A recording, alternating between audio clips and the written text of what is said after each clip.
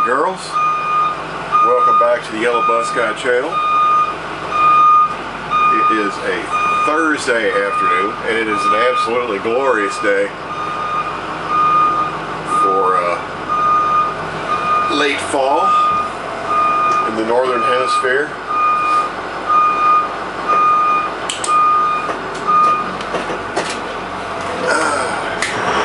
Actually had some snow the other day and the other evening. Didn't amount to much, it's flurries, but temperatures went from nearly 70 to into the low or upper 20s overnight, literally overnight. And a cold front swept through and went from rain to snow, and there's actually a little bit of accumulation on the hood of the big yellow bus here, but it was not enough to amount to anything. And it's been very cool ever since.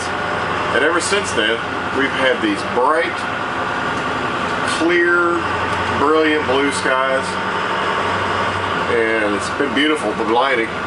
Because at this time of year, the sun is low in the sky most of the time. And in the mornings and the afternoon, you're blinded. The sun's in your face and it's so low.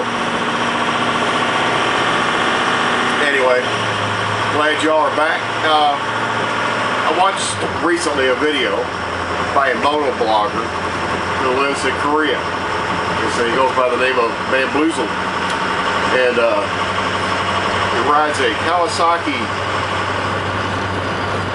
1300cc Kawasaki. I can't recall the model. And he's a professor, and he's an Australian who lives in Seoul, Korea, and he teaches at the university there. And he rides around. It's fascinating to watch where he goes, and he rides around Sri Lanka and places like that. Anyway, he did a little bit of a call out talking about some of the bloggers he follows, and much to my surprise, he said Yellowbusguy, and he mentioned people like Royal Jordanian and some others who are in the world of YouTube blogging or moto blogging, are, you know, significant figures, have tens of thousands of subscribers. And he mentioned me, and I thought that was amazing, and I appreciate it. And he also mentioned let me see, he mentioned Royal Jordanian and an Iranian who his YouTube symbol or name looks like a TB, but I think it's Persian letters. I don't know what but it looks like TB, and that I found to be absolutely fascinating, because that's something you don't see much of or hear much out of, is Iran. And you talk about fascinating. Traffic is unbelievably chaotic, and you see some really truly exotic sights, and scads of single cylinder small motorcycles everywhere. It's amazing. You should go check it out. It looks roughly like TV. That's the only way I can describe it. If you go to Bamboozled channel, I'm not sure if he has a link for that or not, for his channel, but it's fascinating. You should go watch it. Anyway, Bamboozled talked about how he got started on YouTube, and it's mainly just to show family and friends. And I kind of did it as a fluke. Back in 2006, I just discovered this thing called YouTube, and I played around on it, mostly looking at motorcycle stuff. And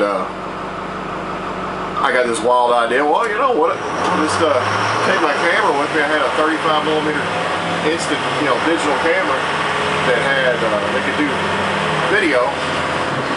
So I took it to work with me, set it on the dash, hit the button, and I made a little video called Leaving the Compound, and I think it's like a minute and a half long.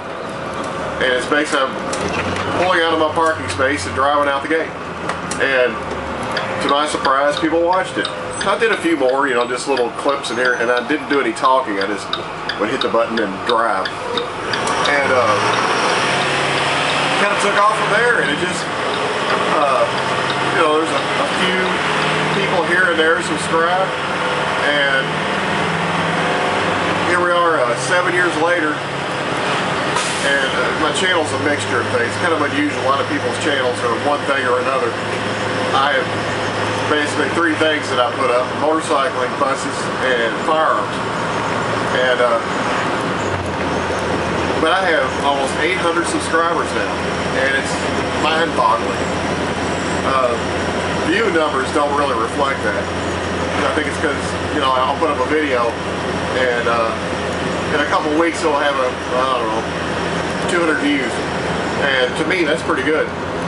And I think it's because, you know, there's certain people are there for the guns, some people are there for the bikes, some people are there for the buses. But what I think is really awesome about the whole YouTube thing is that what it does for us is provide a window into other people's worlds. Like when I first started messing around YouTube, I watched people like M13, who's probably one of the first motorcycle bloggers there was, and Svengali, the late Svengali. I watched him a lot, and when he died, man, it affected me emotionally. Even though it's somebody I've never met, I've watched so much of his stuff, you get a real taste for what somebody's like.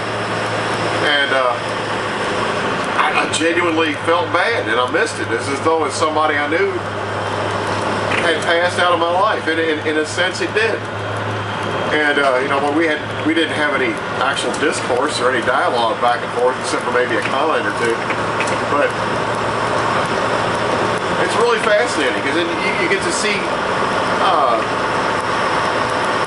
what another person's life. You get a feel for what they're about, and to see where they live and how things are done there, and the differences in how people conduct themselves from one culture to another, and how extraordinarily chaotic so much of the world is when you compare it through my lens, which is the United States. People are very regimented about how driving is done here. You know, it's done a certain way, and people who don't conform are swiftly dealt with fines and punishment and license suspensions and things like that. And you just don't do a lot of things. But in some parts of the world, man, anything goes. If your vehicle will fit through that hole, by God, go for it. Like RJ just came back from Egypt, and apparently there are no speed limits, man. You can whack it open anywhere you like. If you've got enough room, go for it, man. And apparently no lane markings hardly at all. And the ones that are there are so faded you can barely see them. But it just seems to work. I guess you adapt to that environment. But man, you have to be alert, that's for sure. I bet there's not a lot of texting and driving going on in places like Taiwan and Egypt and Tehran, which is really fascinating. And especially fascinating since our governments are determined that you know, the United States and Iran were enemies. And but I really don't think the people feel that way. I don't consider the Iranians my enemy. And I would imagine there's a lot of Iranians that don't feel that way either, because you know, my governments tell me they're my enemy, but they've never done anything to me. And I've had Iranian children and known Iranian families be on my bus, and they're fine people. They're human just like us.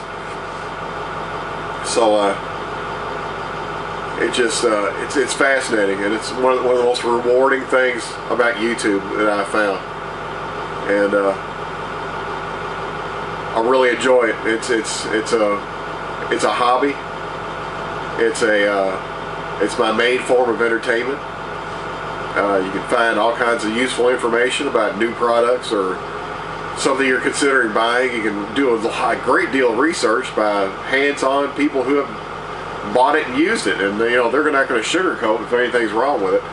So it's really, really a useful service. And I know people complain about the look at this guy. They're just trimming trees, and he has to wait a few minutes, and he's got to turn around. You know, in the brief amount of time that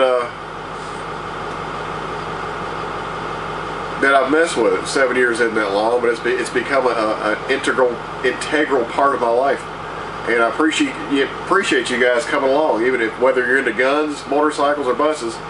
I do appreciate it, and it's fun to exchange questions and dialogue and getting to know a few people. And I appreciate y'all coming around. It's getting kind of long-winded. I'm going to cut it off here, I think, because we're going nowhere fast. And thank you for coming around. Like, subscribe, send me a question, and we'll talk again soon. Catch y'all later.